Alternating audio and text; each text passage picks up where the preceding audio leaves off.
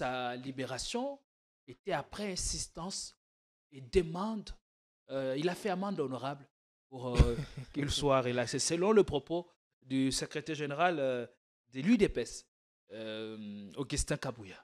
Alors, j'étais en train de dire, j'ai dit à un de vos confrères que moi, je n'ai pas entendu M. Déou Bizibou s'exprimer à ce titre. Je n'ai pas entendu le secrétaire général de l'UDPS s'exprimer à ce titre. Mais celui qui engage l'UDPS, nous connaissons que Augustin Kabouya. nous connaissons que le secrétaire général de l'UDPS, Déou Bizibou, est quand même un homme réfléchi. Et donc, prêtez attention aux balivernes d'un monsieur qui n'a cessé de briller par son incompétence à la tête d'une famille politique présidentielle. Moi, je dirais que ce serait une perte de temps. Vous savez qu'au sein de cette même famille politique, il a autrefois été défini comme étant la somme des antivaleurs combattues autrefois par l'UDPS. Il a été défini ainsi par, je cite, le professeur Mbata, je pense à l'époque.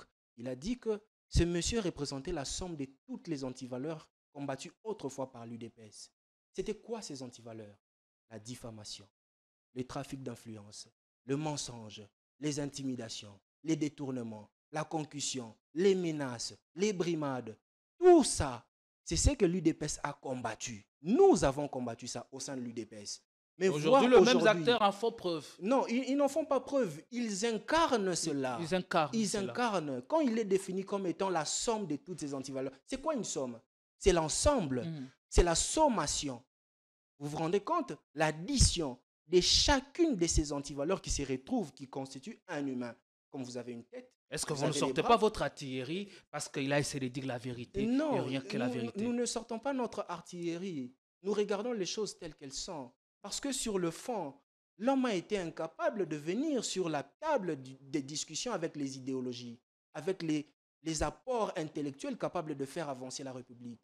Lorsque nous étions autrefois attaqués par le Rwanda, puisque c'est toujours le cas, lorsque cela a commencé, nous l'avons attendu sur la table pour qu'il apporte des propositions. Quel en a été le résultat? Zéro. Tikala Setseko, Ndenali Puta, na wax de Maman Moseka, Netoko Maka Légende, na 3.5, 4.5, to 5.5 $, signature Yalibela et Tikali, inoubliable, avec le wax de Maman Moseka.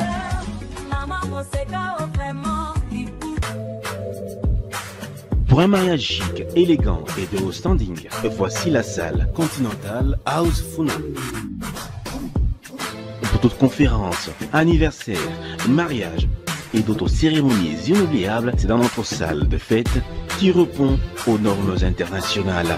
La magnifique salle Continental House Funa dispose d'une capacité de 500 invités et met à votre disposition la sonorisation, la décoration, bref, tout ce qu'il vous faut pour une nouvelle expérience dans la célébration de vos événements historiques.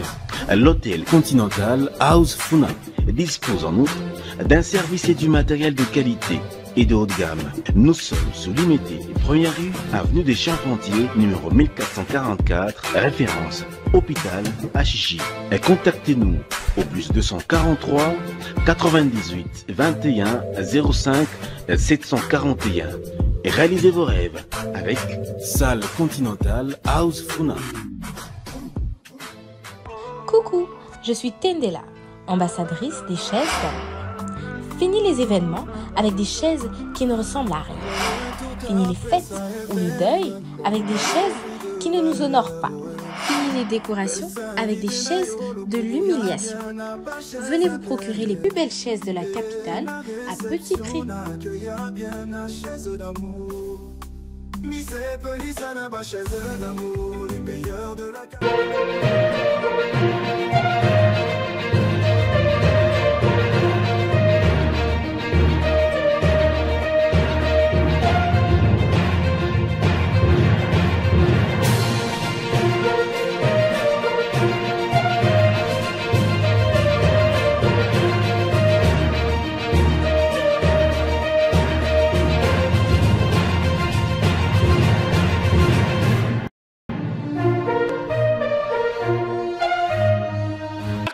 Génération à ces vaillants hommes qui, comme mis sur orbite par le destin, tirent leurs contemporains vers un idéal à incarner, mais surtout à faire valoir. Et s'agissant de cette génération d'hommes, mais aussi des femmes politiques congolais, elle annonce une agitation violente où l'orgueil semble lutter avec l'irrésolution, rendant ainsi les ciels congolais lourds du nuage sombre. Nous allons nous interroger sur les comportements ou l'attitude de la classe politique dans son ensemble, ceux qui sont aux affaires comme ceux qui sont dans l'opposition. Quelle offre politique à faire valoir au moment où le Congolais semble être dépassé par les événements? Nous avons toujours dit, c'est un réel plaisir de vous savoir très nombreux à nous regarder et surtout à suivre nos contenus qui sont à ce jour repris en province par des chaînes de télévision, mais aussi des stations de radio. Nous vous remercions de votre soutien incommensurable dans ce rôle qui est le nôtre. Nous essayons d'aider notre pays dans la mesure du possible pour que le pays puisse retomber sur ses jambes et faire face aux forces obscures qui équiment les richesses minières à foison dont nous disposons dans l'est de la République démocratique du Congo.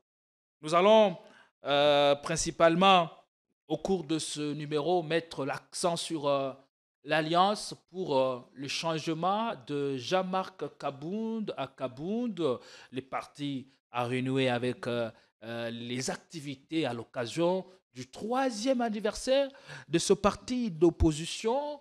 Les abeilles jaunes étaient nombreuses pour assister à ces discours de leur leader national. Ils étaient bavés par les discours que Jean-Marc Kabound a tenus, nous rappelant un peu celui qui l'a conduit à son incarcération, un réquisitoire qu'il a fait contre le régime de Félix Tshisekedi. Nous allons aussi parler de la question de l'Est du pays, pour parler par-ci par-là pour rétablir la paix. Le 2 mai, c'est la date convenue par les deux parties pour la signature d'un avant-projet d'accord. Qu'en est-il? Nous allons cerner les contours, mais aussi les conséquences de ce qui sera ou de ce qui a été signé par la partie congolaise. Qu'est-ce que nous perdons? Qu'est-ce que nous gagnons? Qu'est-ce qui se négocie exactement? Ce sont des questions qui trouvent réponse avec notre invité qui est sur ces plateaux, Guy Roger Ngoyi. Il est porte-parole de l'Alliance pour le changement de Jean-Marc Kabound. Demain sera meilleur. Eh bien, c'est votre credo. Comment vous le définissez? Tout d'abord, avant d'y arriver, comment allez-vous et bienvenue chez nous. Merci beaucoup, cher Gédéon. Je vais bien. C'est un grand plaisir pour moi de partager ces plateaux avec vous. J'ai suivi dans votre introduction comment est-ce que vous expliquez le service que vous rendez à la nation congolaise tout entière en essayant de mobiliser la population sur les questions cruciales du pays. Je ne peux que vous tirer mon chapeau de voir une génération consciente dont nous faisons partie aujourd'hui saisir les taureaux par les cornes. Nous nous portons très bien. Notre credo demain sera meilleur, c'est simplement une lueur d'espoir que nous apportons à l'ensemble du peuple congolais, meurtri par l'irresponsabilité de la classe politique depuis des lustres, qui n'a jamais su mettre au devant les intérêts du peuple congolais, mais plutôt les intérêts personnels, évidemment, de chaque classe politique qui s'y sont succédés. Et aujourd'hui, nous, en tant qu'Alliance pour le changement, nous nous définissons comme étant une alternative crédible pour notre peuple. Et à ce titre, nous estimons que aujourd'hui, le peuple est en train de souffrir. Hier, c'était également le cas.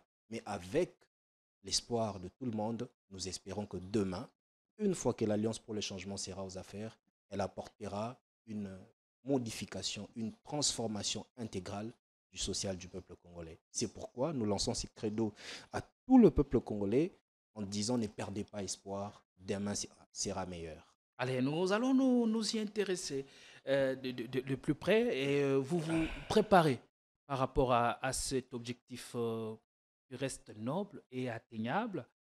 Mais bien avant, vous mettez fin à la rupture, vous êtes un parti de rupture ou votre offre politique vient dans la continuité des systèmes politiques établis, tant décriés, qui a paupérisé la population et qui fait qu'aujourd'hui, le peuple congolais soit flétri et maîtrisé.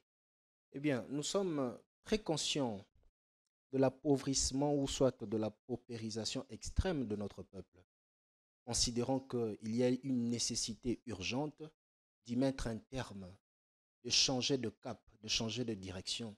L'Alliance pour le changement, nous sommes une formation politique qui vient également pour faire cette rupture. Il y a évidemment c'est un parti des ruptures qui veut mettre un terme à tout ce qui a existé auparavant. Qu'est-ce qui a existé auparavant? Ce sont les antivaleurs à la tête du pays. Ce sont les antivaleurs dans la gestion du pays. Le vol, le détournement, la concussion, le tribalisme, le népotisme, le clientélisme et tant bien d'autres mots que vous connaissez qui gangrènent notre pays aujourd'hui, qui gangrènent sa gestion. Nous, Alliance pour le changement, conscients de ce que le peuple aujourd'hui est en train d'hériter, nous avons dit qu'il est temps d'y mettre un terme. Il est temps aujourd'hui que les choses puissent changer. Les choses ne changeront pas qu'avec une simple volonté. Les choses ne changeront pas qu'avec des discours creux ou avec de la bonne volonté ou encore avec des promesses. Les choses changeront avec des actions concrètes sur le terrain. C'est quoi les actions concrètes? C'est la planification d'une bonne gestion demain. Cette planification d'une bonne gestion s'inscrit dans notre programme. Cette planification d'une bonne gestion s'inscrit dans notre vision. Qu'est-ce que nous apportons comme offre pour le peuple congolais? Qui sont porteurs de cette offre? Ce sont des hommes comme vous et moi, des hommes conscients de la responsabilité qui leur incombe, des hommes conscients, issus des familles qui parfois n'ont pas de nom, mais issus des familles qui ont souffert. Dans la souffrance, nous avons su nous forger un caractère. Ces caractères-là nous a permis d'aller à contre-courant des oppressions, contre-courant des intimidations, contre-courant de la pensée unique. L'Alliance pour le changement a été mise en place par la vision de son initiateur, l'honorable Jean-Marc Abound, qui autour de lui avait certains fils et certaines filles du pays qui également partageaient cette même vision. Il était temps de mettre un terme. Il était temps de changer tout ça. Nous nous sommes retrouvés autour des idéaux communs, lesquels idéaux nous partageons pour apporter évidemment un changement intégral dans la vie du peuple congolais. Et votre vision, ou mieux votre programme, est fondé sur combien de piliers exactement? Notre vision, je dirais au mieux notre programme, s'articule dans la gestion du pays autour de 6 piliers. Nous sommes conscients qu'aujourd'hui, l'armée est en détresse. Si aujourd'hui nous sommes en train de partager nos richesses, nous sommes en train d'être conduits dans un accord qui ne profitera pas quasiment économiquement au peuple congolais, mais plutôt nous offrira une certaine paix, c'est parce que notre armée aujourd'hui est déstructurée. Notre armée n'a pas su bénéficier des moyens conséquents pour pouvoir être en mesure de sécuriser l'ensemble du peuple congolais. Elle a été infiltrée, mais malheureusement, ceux qui ont eu à leur tête la gestion du pays depuis près de 6 ans aujourd'hui en ont été incapables d'assurer, bien entendu, la réorganisation. Nous voulons changer, nous voulons apporter des réformes au sein de l'armée, nous voulons apporter des réformes au sein de la police. La police, c'est cet outil que l'État doit se servir pour essayer de maintenir l'ordre public, pas pour tracasser la population. Vous êtes conscient aujourd'hui des bavures policières. Pas plus longtemps qu'il y a une semaine, il y a un mois, vous avez entendu comment est-ce qu'un policier a été tabassé à la limite par l'escorte de la première ministre. Mais pourquoi est-ce que ce policier a été tabassé? C'est parce qu'à la base, les policiers ne se sont pas fait respecter. Ils étaient réputés dans la répression des passants, ils étaient réputés dans les tracasseries, ils étaient réputés dans tout, sauf les valeurs. Je ne crache pas aujourd'hui sur notre police, mais je dis elle est également victime au même titre que la population. Victime de l'irresponsabilité de ceux qui sont censés assurer le bon fonctionnement de ce service. Notre pilier, notre politique ou notre gestion se focalisera également sur la diplomatie. On nous a tant crié une diplomatie agissante, mais vous êtes conscient aujourd'hui que le peuple congolais assiste incapable, impuissant à une négociation qui nous a été imposée par le pays de l'oncle Sam.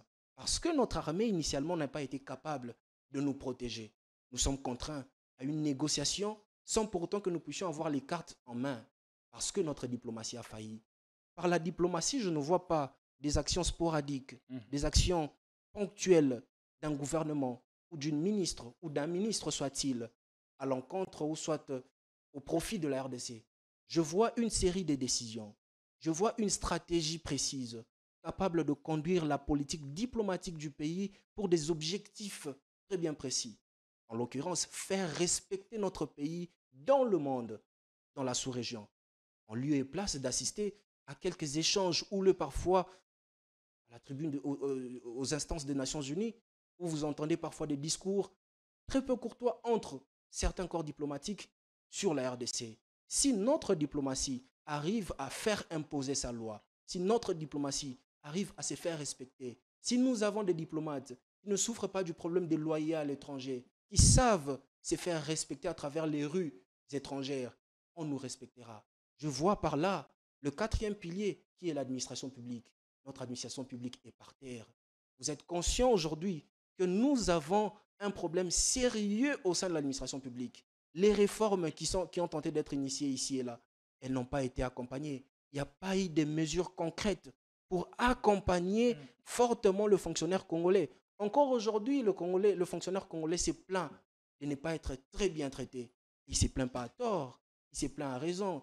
Puisque, imaginez-vous, combien touche un fonctionnaire congolais avec ce qu'il reçoit, le peu qu'il reçoit comme solde, et qui intervient parfois avec des retards que je ne vous dis pas. Comment arrivera-t-il à organiser sa petite famille pour demain être dans des conditions optimales et apporter des solutions idoines à la République? Saviez-vous que ce sont les fonctionnaires qui sont en contact direct avec la couche de la population? Le fonctionnaire voit exactement ce que la population a besoin. Mais lorsque le fonctionnaire doit venir apporter sa contribution, dire aux politiques, voilà, nous pensons qu'au regard de tels problèmes qui gangrènent la population, est-ce que vous ne pouvez pas orienter votre décision vers X chose? Ce fonctionnaire-là n'est pas en mesure d'apporter son rendement optimal. Parce que, bien entendu, il n'y a pas une très bonne prise en charge. Il n'y a pas une bonne considération. Il n'y a pas un très bon encadrement. Nous pensons qu'il y a également lieu de réformer l'administration publique, mais aussi, comme cinquième pilier, l'appareil judiciaire. Vous êtes conscient que l'appareil judiciaire de notre pays l'un des maillons faibles.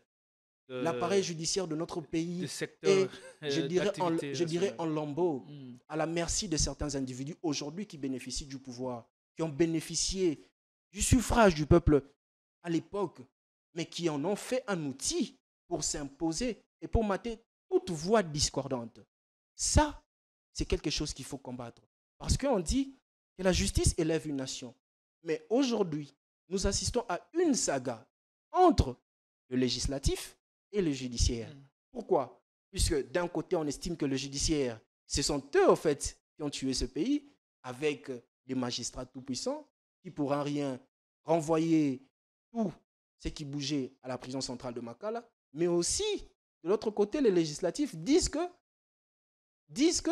les judiciaires disent que l'Assemblée nationale ou le législatif n'est pas à la hauteur des attentes. Okay. Ils ne savent pas interpeller le gouvernement qui agit mal. Du coup, on vit dans une sorte de cacophonie qui nous conduit vers une crise qu'on ne dit pas son nom.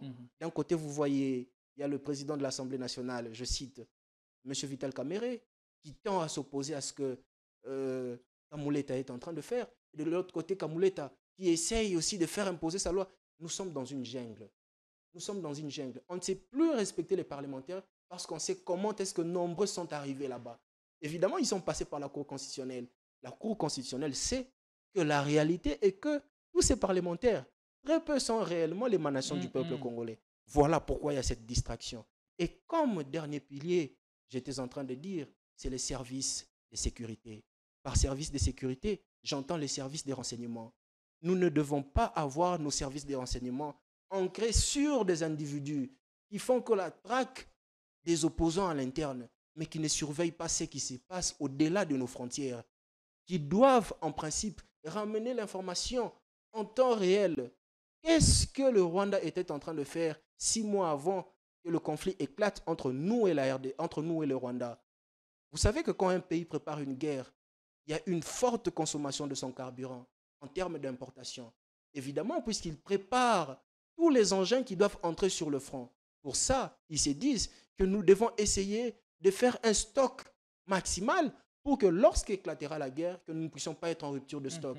Ce sont ces genres d'informations que nos services sont censés ramener. Ils sont censés surveiller tout ce qui se passe au-delà de nos frontières pour nous dire que quand il y a un mouvement suspect, que le gouvernement central puisse prendre des dispositions. Je viens là de vous citer les 6 piliers sur lesquels la gestion ou la politique de l'Alliance pour le changement, demain, une fois aux affaires, va bien entendu s'asseoir, Mais va vous bien ne mettez entendu pas en relief s'appesantir. l'homme qui est resté aussi l'ombre de lui-même pendant plusieurs décennies. Et vous, aujourd'hui, en tant que parti d'opposition, vous n'avez pas encore l'expérience de la gestion de la chose publique. Est-ce que vous êtes rodé dans ça? Et si oui, et comment vous faites pour que cet homme-là, qui accédera à de nouvelles responsabilités demain, ne puisse pas tremper dans tout ce que nous décrions ici, l'accent sur l'homme? Vous n'en faites pas mention. Évidemment, nous en faisons mention, cher Gédéon, puisque à votre question, vous avez voulu savoir quels étaient les piliers. Mais au-delà des piliers sur lesquels va s'asseoir notre politique, il y a également les axes. Les axes de notre politique s'articulent principalement autour de 3 éléments. Nous avons d'abord la réforme de l'État, la refondation même de l'État et la réforme des institutions politiques. Nous avons les réformes économiques et financières et nous avons en dernier lieu le changement de l'homme. Parce que nous savons que l'homme est le vecteur, l'homme est le vecteur même du changement. Au sein de l'Alliance pour le changement, il y a déjà ce modèle. Nous savons qui placer, où placer et quand placer. Évidemment, notre initiateur, l'honorable Jean-Marc Abound, conscient de ce qu'a été l'opposition, puisqu'il en a été il a été au sein de l'opposition pendant très longtemps, il a également été aux affaires. Dire aujourd'hui que nous sommes inexpérimentés serait peut-être... Est-ce que cette expérience de 2 ou 3 ans serait peut-être lui aura été profitable, serait peut-être très pour discutable, mettre son pied, son parti et avoir un ancrage beaucoup plus solide, ce à quoi nous assistons aujourd'hui? J'étais en train de dire que nous ne sommes peut-être pas expérimentés dans la gestion de la chose publique, serait très discutable, d'autant plus que vous le savez, que l'honorable Jean-Marc Abound a été aux institutions, il a siégé en tant que député national, et au-delà de tout, il a été premier vice-président à l'Assemblée nationale. Il a fait un effort pour comprendre la gestion de la République. Il la connaît aujourd'hui. Il connaît comment fonctionne la République. Au sein de l'Alliance pour les changements, voyez notre organisation. Nous ne sommes pas un parti des personnes semi-lettrées. Nous avons bâti notre parti politique avec une architecture qui nous permet en réalité de reproduire le modèle de l'État. Vous trouverez au sein de notre parti des organes qui sont à l'image des institutions de la République. Vous avez, par exemple, l'organe congrès. Au sein de l'organe congrès, comme... C'est une innovation. Je dirais dans le milieu congolais. Je dirais que c'est, au-delà d'être une innovation, mais c'est une volonté de bien faire les choses. Une volonté de rendre la gestion transparente. Le Congrès, ça s'apparente au Parlement. Je dirais pas forcément, je ne dirais pas forcément au Parlement, mais ça va un peu au-delà du Parlement, puisque le Congrès, c'est cet organe qui réunit tous les autres organes et qui doivent décider sur le fonctionnement du parti. C'est l'organe suprême. Voilà. Et donc, le Parlement n'est limité qu'à l'Assemblée nationale et au Sénat. Alors qu'au sein du pays, vous avez au-delà de l'institution Parlement, vous avez également l'institution président de la République, vous avez également l'institution pouvoir législatif. Et lors du Congrès, très souvent, très peu, le pouvoir législatif s'exprime, le pouvoir judiciaire s'exprime. Vous n'avez que l'allocution du président par moment et le débat qui est conduit soit par le président du Sénat ou par le président de l'Assemblée nationale, selon le cas.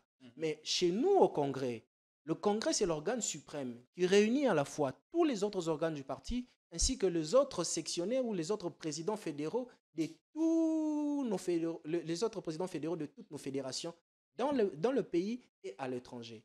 Au-delà du Congrès, vous avez l'organe président du parti, le président national du parti, qui n'est rien d'autre que l'honorable Jean-Marc Abound. Vous voyez sa personne en tant qu'individu, au sein du parti, il est tout un organe, à l'image de l'institution, président de la République. Tout à fait. En dessous du président national de notre formation politique, vous avez l'organe Conseil politique national. Et le Conseil politique national, c'est celui-là qui est l'image du Parlement. Okay. Vous avez des conseillers nationaux nommés sur décision du président national et qui ont pour rôle principal suivre le bon fonctionnement du parti. Il ne se passe aucun texte qui est censé régir notre parti sans pour autant que le Congrès, qu'est-ce que j'étais en train de dire, sans pour autant que le Conseil politique national y siège et examine la conformité vis-à-vis de nos textes qui nous régissent initialement. En dessous du Conseil politique national, vous avez le Collège des fondateurs. Le Collège des fondateurs, c'est un organe, comme vous l'entendez, qui réunit tous les autres fondateurs, outre la personne de l'honorable Jean-Marc Abound, qui ont été là à la formation de notre parti et qui ont contribué de par leur intelligence pour la mise en exergue de nos statuts. En dessous du Collège des fondateurs, vous avez l'organe Comité exécutif national. L'organe Comité exécutif national, c'est cela le gouvernement du parti, où je siège d'ailleurs.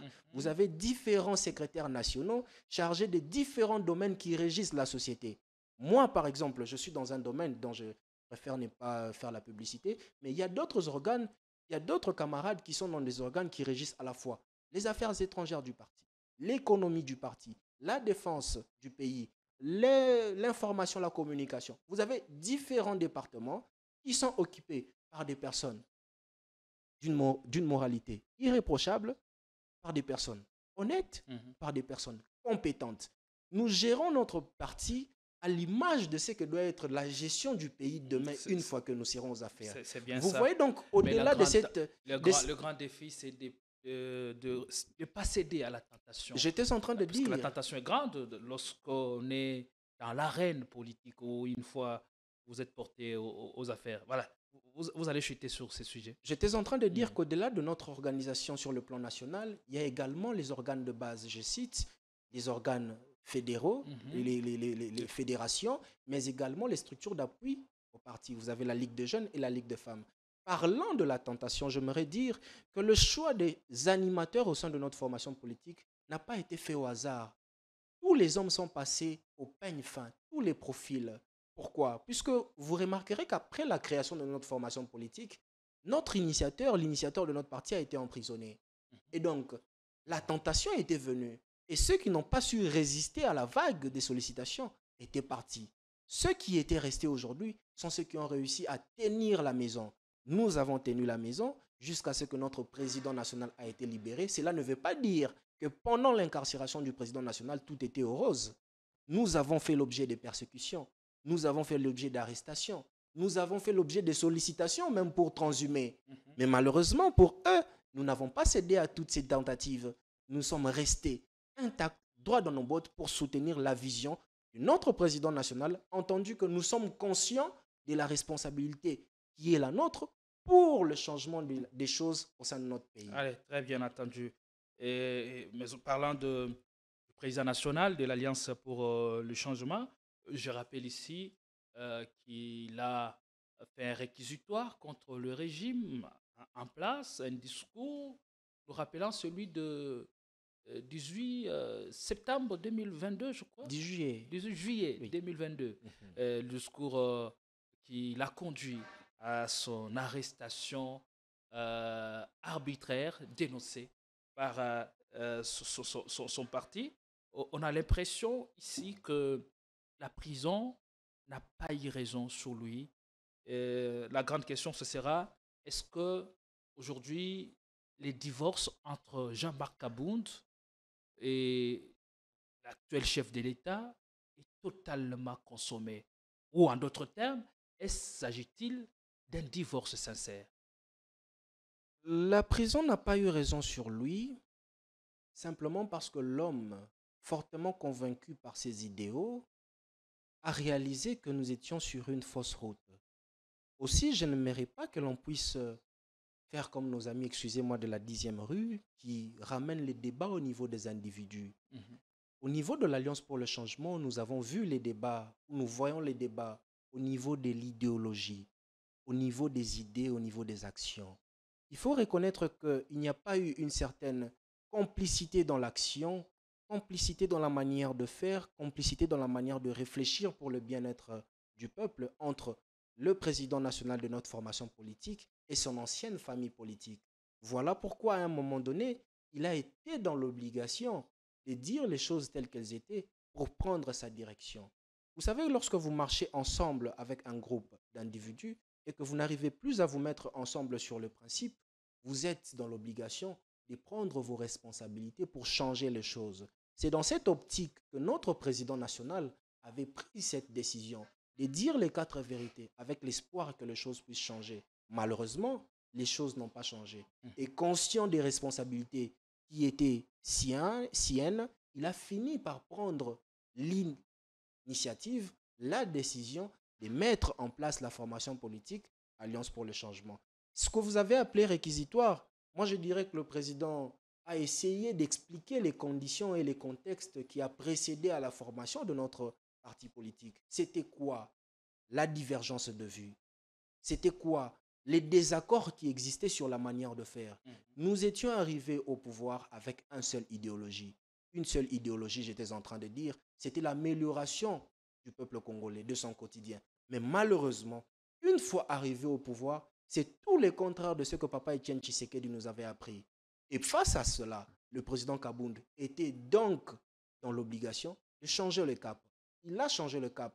Ça a été interprété de la pire de manière. Mais la réalité est telle qu'aujourd'hui, le pays n'a pas avancé, le pays a reculé. Et le président Kabound n'a pas voulu cracher sur le combat de Papa Etienne. Voilà pourquoi il a porté en lui cet héritage de Papa Etienne, celui de combattre l'injustice, celui de combattre le mal, d'où qu'il provienne, celui de combattre la corruption et la concussion, celui de combattre la diffamation. Puisque c'est à quoi aujourd'hui nos frères qui sont au pouvoir sont en train d'exceller dans la diffamation et dans l'intoxication. Il suffit que vous soyez en désaccord avec eux sur un point, on vous attribue une nationalité qui va au-delà de l'imagination. On vous attribue un passé qui vous offusque même. C'est cela, ce que moi je considère comme un manque de loyauté et un manque d'honnêteté. Et que pensez-vous de ceux-là qui pensent que le président national de l'Alliance pour le changement est l'un des opposants fabriqués par les régimes pour réduire l'opposition au silence ou encore pour amenuiser les chances de l'opposition d'être une et d'avoir une perspective, une même perspective de choses, sa libération, on ne peut plus étonnante, en est la preuve. Et ces gens-là tiennent ça comme argument. Qu'est-ce que vous leur répondez? Cher Gédéon, vous me donnez l'impression de ne pas connaître la personne de Jean-Marc Kabound. Jean-Marc Kabound a fait plus de 36 mois à la prison centrale de Makala. Avez-vous déjà fait un tour à la prison centrale de Makala? Avez-vous déjà vu les conditions carcérales qui y règnent? Jean-Marc Kabound n'était pas en résidence surveillée. Jean-Marc Kabound n'était pas hospitalisé au centre Nganda avec bénéficiant de toute la garde nécessaire pour assurer son incarcération. Jean-Marc Kabound était dans une cellule pendant plus de 36 mois à la prison centrale de Makala. Pas pendant que la prison était désengorgée, pendant que l'effectif de la prison était encore à son pic. Pensez-vous qu'un homme qui était aux affaires, premier vice-président à l'Assemblée nationale, s'il vous plaît, accepterait de tout laisser pour dealer au nom d'un séjour de plus de 36 mois à la prison centrale de Makala? Soyons quand même rationnels. Les divorces entre nous, Alliance pour le changement, représentés par notre leader politique, l'honorable Jean-Marc Kabound, et l'ancienne famille dans laquelle il appartenait, n'est pas lié à un deal quelconque. J'ai dit à toutes ces personnes que les divorces entre nous et cette ancienne famille politique n'est même pas réel, c'est existentiel. C'est lié au fait que nous ne nous entendions pas sur les principes de gestion du pays.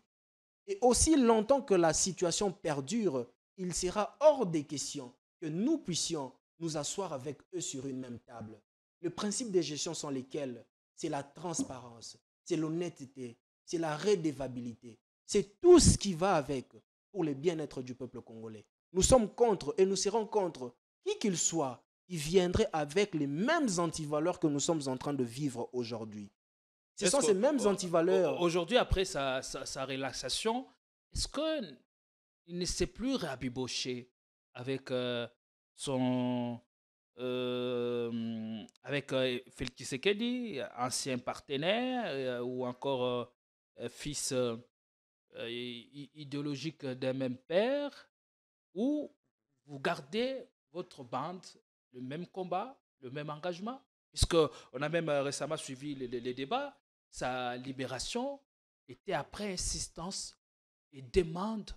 Il a fait amende honorable pour qu'il soit relaxé, selon le propos du secrétaire général de l'UDPS, Augustin Kabouya. Alors, j'étais en train de dire, j'ai dit à un de vos confrères que moi, je n'ai pas entendu M. Déo Bizibou s'exprimer à ce titre. Je n'ai pas entendu le secrétaire général de l'UDPS s'exprimer à ce titre.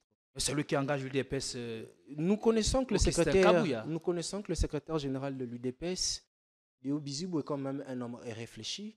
Et donc, prêtez attention aux balivernes d'un monsieur qui n'a cessé de briller par son incompétence à la tête d'une famille politique présidentielle. Moi, je dirais que ce serait une perte de temps. Vous savez qu'au sein de cette même famille politique, il a autrefois été défini comme étant la somme des antivaleurs combattues autrefois par l'UDPS. Il a été défini ainsi par, je cite, le professeur Mbata, je pense à l'époque. Il a dit que ce monsieur représentait la somme de toutes les antivaleurs combattues autrefois par l'UDPS. C'était quoi ces antivaleurs? La diffamation, le trafic d'influence, le mensonge, les intimidations, les détournements, la concussion, les menaces, les brimades. Tout ça, c'est ce que l'UDPS a combattu. Nous avons combattu ça au sein de l'UDPS. Mais aujourd'hui, les mêmes acteurs en font preuve. Non, ils n'en font pas preuve. Ils incarnent cela. Ils incarnent. Quand il est défini comme étant la somme de toutes ces antivaleurs, c'est quoi une somme? C'est l'ensemble. C'est la sommation. Vous vous rendez compte? L'addition de chacune de ces antivaleurs qui se retrouvent, qui constituent un humain. Comme vous avez une tête. Est-ce que vous ne sortez pas votre artillerie parce qu'il a essayé de dire la vérité? Non, et rien que la vérité. Nous ne sortons pas notre artillerie. Nous regardons les choses telles qu'elles sont. Parce que sur le fond, l'homme a été incapable de venir sur la table des discussions avec les idéologies, avec les apports intellectuels capables de faire avancer la République. Lorsque nous étions autrefois attaqués par le Rwanda, puisque c'est toujours le cas, lorsque cela a commencé, nous l'avons attendu sur la table pour qu'il apporte des propositions. Quel en a été le résultat? Zéro.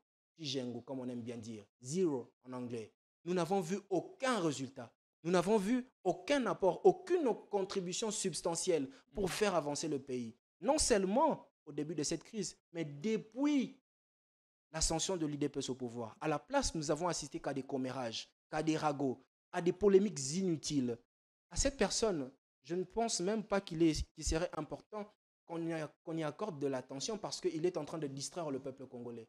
La distraction, c'est quoi? C'est nous écarter du débat essentiel. Le débat essentiel aujourd'hui, c'est la sécurité du pays.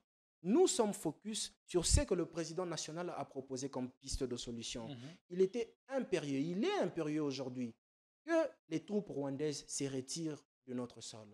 Il est impérieux aujourd'hui qu'il puisse y avoir un cessez-le-feu pour qu'au-delà du processus de Lomé qui se déroule, pour permettre à ce que les présidents Paul Kagame représentant le Rwanda et le président Félix Tshisekedi qui représente la RDC puissent arriver à un accord de cessez-le-feu, qu'en interne, que l'opposition non armée, que l'opposition armée, que la partie au pouvoir, ainsi que la société civile se réunissent autour d'une table pour discuter des questions profondes qui gangrènent notre pays. Selon le schéma de l'SCC5O. Nous sommes en train de dire que la proposition formulée par le président national ne mettait pas en exergue un schéma d'un groupe ou un autre. L'ensemble du peuple congolais, bien entendu, représenté par une faction soucieuse d'apporter la paix. Toute initiative qui viendrait de qui qu'il soit fils du Congo, nous y adhérerons. Seulement, nous pensons qu'à l'heure actuelle, au regard de la traîtrise, au regard du changement de narratif qui a existé autrefois, vous trouvez une personne qui s'engage à 10 heures, à prendre telle responsabilité. À 12 heures, la personne revient sur ces mots. Nous estimons que toute initiative en interne devra être encadrée. Encadrée par des témoins, encadrée par des organisations internationales capables de veiller au strict respect des engagements qui seront pris par divers camps. C'est là pour permettre à ce que la paix soit pérenne. C'est cela la position de l'Alliance pour le changement, telle que j'étais en train de vous le dire. Et c'était ça le message retransmis par le président national. Toutes vociférations que vous êtes en train d'apprendre ici et là, moi j'aimerais le définir comme étant le goumin. Vous voyez le goumin, c'est cette frustration qui vient après une séparation. Le divorce intervient et vous n'avez pas réalisé que c'est ce monsieur qui vous disait, qui s'est battu pour vous, qui pouvait aujourd'hui prendre la décision de vous lâcher. Et une fois qu'il vous lâche, vous vous êtes un peu pris émotionnellement et vous commencez à raconter tout sur lui, insultant même, pensant au fait que sa vie allait se limiter comme celle de Bruno Tshibala, celle de Sami Badibanga, celle de Bruno Mavungu ou de toute autre personne qui est passée à l'époque par le même chemin. Mais vous voyez que son étoile continue de briller. Et c'est ce qui crée un goumin. C'est ce qui crée une déception et une colère profonde au sein de nos amis de l'autre côté. Et donc, j'aimerais vraiment que cette période difficile que traverse notre pays, votre leader pourrait jouer exactement à quel rôle? Ici, vous nous rassurez, il n'est pas dans un quelconque chemin de rassemblement ou d'alliance avec le pouvoir actuel. Notre leader a toujours été pour le schéma du peuple. Le schéma du peuple, c'est la reconquête de toutes les localités perdues. Le schéma du peuple, c'est l'instauration de la paix intégrale. Pour ce faire, il n'a pas vu son positionnement personnel, puisqu'il a été parmi ceux qui ont rejeté les consultations lorsqu'elles étaient lancées initialement. Nous avons estimé que c'était une solution de façade. C'était une kermesse qui était organisée, réunissant des musiciens pour chanter à la gloire d'un régime qui était aux abois. Nous avons estimé qu'il était hors de question de souscrire à ce schéma. Le seul schéma que nous avons suggéré, c'était pour la restauration de la paix. Le président Jean-Marc Abound est monté au créneau pour dire que c'était une farce. Il fallait regarder les vérités telles qu'elles s'est présentées. Casser le mur de l'orgueil que nous avions bâti en disant que le Rwanda ou les M23 étaient des terroristes. Ça nous empêchait d'avoir un discours responsable avec eux. Aujourd'hui, son schéma a été écouté. On a établi une ligne de communication entre nous et les M23. Ça permet à ce que les questions profondes puissent être abordées. Ça, c'était un pas. Mais le long trajet, il reste à accomplir. C'est quoi le long trajet? C'est d'abord obtenir un cessez-le-feu intégral. D'abord obtenir les retraits des troupes rwandaises sur notre territoire. Mais on est en train de négocier sans que les troupes rwandaises puissent se retirer du territoire qu'ils ont conquis. C'est ce que j'ai dit. C'est ce que j'ai dit dans mon introduction, que nous étions partis dans ces négociations tête basse, pas comme le veut l'Alliance pour le changement. Évidemment, nous avons été incapables de sécuriser nos frontières. Aujourd'hui, les États-Unis est la nation qui tire sa carte du jeu, qui tire vraiment le drap de son côté parce qu'il bénéficie aujourd'hui de cette situation pour s'en remplir les poches. C'est quoi la réalité? La réalité est que nous devons être conscients. La conscience est que nous voulons la paix, mais à quel prix? À quel prix? Pas au prix du bradage de nos ressources. Puisque initialement, les principes sur lesquels ils se sont accordés, ils devraient se limiter que sur les aspects sécuritaires, sur les aspects intégrité régionale et sur l'aspect souveraineté, est allé au-delà. Intégration économique régionale. Nous n'avions pas de questions, la question relative à l'intégration régionale économique n'était pas à l'ordre du jour. Mais pourquoi est-ce qu'on l'a inscrit? Et quand vous y entrez, vous trouvez qu'on nous impose même la co-gestion de nos parcs. Soyons quand même sérieux. La République démocratique du Congo compte combien de parcs? Nous en avons 9. Virunga, Kaouzi-Biega, Salonga, Maïko, tous ces parcs-là, qui parfois certains ne se retrouvent même pas à la frontière avec le Rwanda. Et nous sommes censés, nous, accepter une co-gestion avec le Rwanda. C'est le bradage. Donc le Rwanda, après accord, pourrait bien partir, mais sa domination sur nous restera démise. Le Rwanda ne va pas partir. Déjà parce que lorsqu'il y a dans cet accord de principe, vous lisez le point relatif au repeuplement ou soit au retour des déplacés, vous verrez que quelque part, on établit une nuance très claire entre la population de la RDC déplacés à la suite de cette guerre qui devra revenir, mais également au retour des populations originaires des communes de la RDC. Qui sont ces populations? Avec ma petite connaissance en logistique et en négociation de contrat, on m'a appris que chaque mot dans un accord, chaque mot dans un document officiel a un sens. Quand on met cette incise, ça veut dire quoi?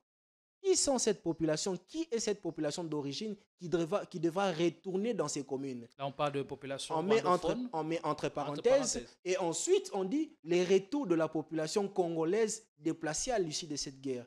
Je pense que nous devons vraiment ouvrir les yeux sur ce qui est en train de se passer. Et évidemment, c'est pour détourner l'attention de la population que monsieur, l'ancien secrétaire général de l'UDPS, a créé cette diversion pour essayer de troubler un peu la population congolaise. Secrétaire général, c'est lui qui continue d'engager les partis. Monsieur, je ne vais pas entrer dans ce débat. Je sais qu'il y a un camp qui soutient ou un camp qui refuse. Nous, ce que nous savons, c'est que c'est monsieur Déo Bizibou qui engage désormais l'UDPS. Vous m'excuserez à cet endroit, je ne préférerais pas qu'on puisse encore s'y attarder. Allez, bien, merci. Et donc, demain ou après-demain, on peut bien négocier la paix, et ce sera une paix négociée et non une paix victorieuse. Mais au final, ce sera une paix fragile, non durable. Comment faire alors pour contourner ces pièges? Le schéma est clair. Nous l'avons proposé. Poursuivons le processus de Lomé, qui est né à l'issue de la désignation du président Faure Gnassingbé comme médiateur par l'Union africaine, mais également attelons-nous sur le processus de Kinshasa. Le processus de Kinshasa permettra à ce que toutes les filles et tous les fils de la RDC se retrouvent autour d'une table pour se dire des vérités en face, pour se dire des choses qui n'ont jamais eu l'occasion de se dire. Si toute l'opposition dans sa diversité, qu'elle soit armée ou non armée, arrivait à se retrouver autour d'une table avec ceux qui sont en train de diriger aujourd'hui, il y a des vérités qui seront dites et il y a des résolutions qui seront prises. Dès lors que ce préalable ne sera pas rempli, nous irons de négociation en négociation, des contrats en contrats, et la paix ne retournera jamais. Aujourd'hui, on ne peut pas imposer à une population qui a été meurtrie par les forces rwandaises de cohabiter avec ces forces. On ne peut pas les imposer. Regardez ce qui s'est passé aujourd'hui, ce qui se passe à Goma. C'est écœurant. C'est écœurant. Peut-être que vous avez de la famille là-bas, mais nous avons également des proches là-bas. Ce qu'ils nous rapportent comme information, ça doit en principe susciter une prise de conscience collective au sein de la population. Un sursaut d'orgueil. Un sursaut patriotique, je dirais, pour permettre à ce que le peuple soit conscient de ce qui est en train de se décider, de ce qui est en train de se faire. Si nous ne prenons pas garde aujourd'hui, demain, la situation sera pire. Puisque rappelez-vous, de la même manière que le contrat chinois a été remis en cause lorsque le peuple s'est rendu compte qu'on nous avait dupés avec ce contrat, de la même manière, ce contrat-là pourrait être remis en cause.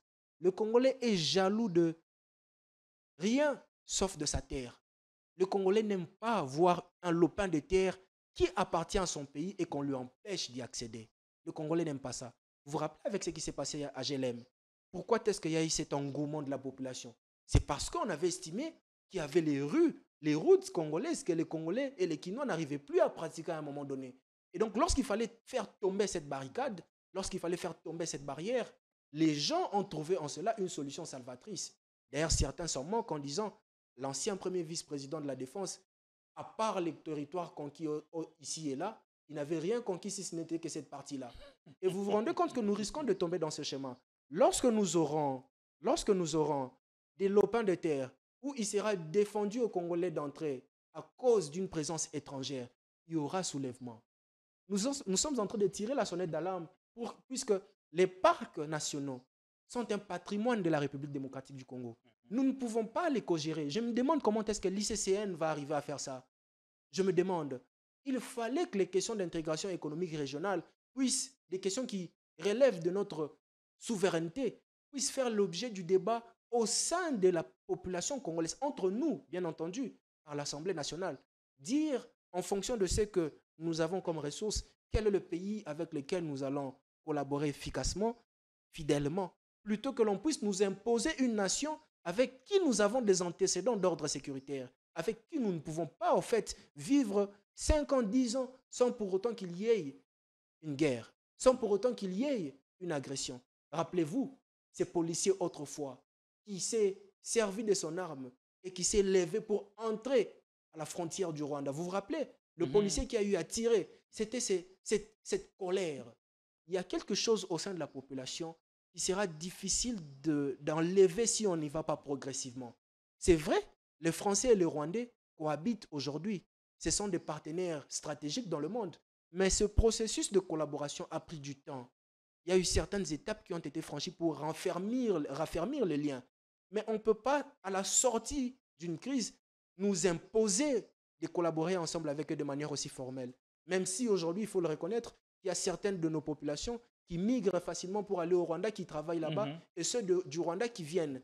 Les préjudices causés par l'armée rwandaise qui soutenait les M23 ne sont pas négligeables. Il y a des familles entières qui sont brisées aujourd'hui à Goma à cause de cette présence-là. Et donc, toute négociation avec ce pays doit être passée au peigne fin. Nous ne devons pas les laisser nous imposer quelque chose parce que nous partons en position de faiblesse.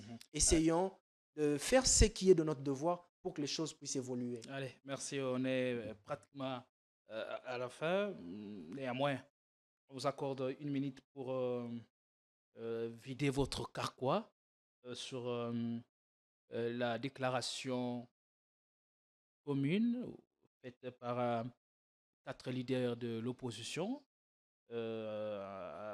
notamment Joseph Kabila, Martin Fayoulou, Moïse Katumbi et Dilse Sanga, qui s'alignent ouvertement derrière la démarche de paix spirituelle, Senko et CC. Qu'en pensez-vous? Quelle est votre lecture? Votre leader n'y a pas posé sa signature. Pourquoi? S'écarte-t-il de l'initiative des 4 leaders précités, mais aussi nous faire une lecture succincte sur le 3e anniversaire que vous avez célébré avec faste, ponctué par un discours mémorable de votre leader national en 1 minute 30. Merci beaucoup, cher Gédéon. Notre leader, l'honorable Jean-Marc Abounda Kabound, leader incontesté aussi au sein de l'opposition congolaise, n'est pas un homme de la division, c'est un homme fédérateur, il est un homme de l'unité. Il a porté la cause de tous les opposants aujourd'hui qui sont opprimés. Il a défendu même à ceux qui tendent à respecter ce qui a été dit en termes du refus pour le PPRD de fonctionner, à exécuter cet ordre. Il estime que c'est une décision injuste.